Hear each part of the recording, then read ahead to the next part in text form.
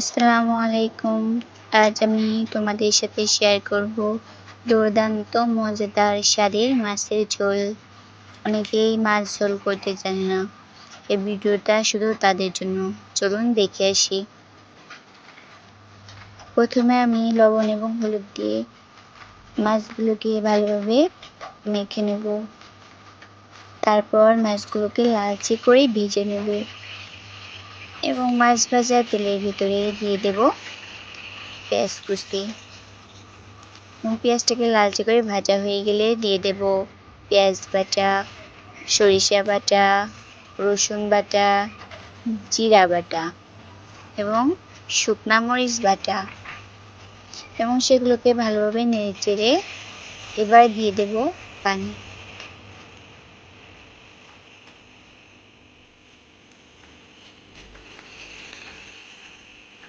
তারপর 1 মিনিটের জন্য ঢাকনা চাপা দিয়ে রেখে দেব, যাতে মশলাটা সুন্দরভাবে কষিয়ে আসে। তো হয়ে গেছে। এখন এই যে উপরে সুন্দর তেল ভেসে উঠেছে। তো এমন সময় মশলাটা নেড়ে চেড়ে এর ভিতরে আগে থেকে যে লালচে ভেজে রাখা মাছগুলো ছিল সেগুলোকে দিয়ে দেব।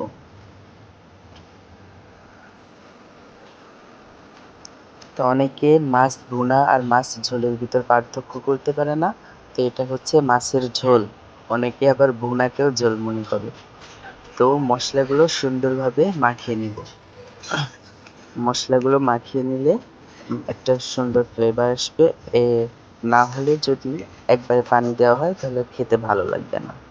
তারপর কিছুক্ষণ ঢাকনা চাপা দিয়ে রাখার পর ঢাকনা তুলে এই যে দেখেন, যখন এমন হয়ে যাবে মশলাটা সব মাছের উপর সুন্দরভাবে হয়ে যাবে, তখন পরিমাণ মতো পানি দিয়ে দেব।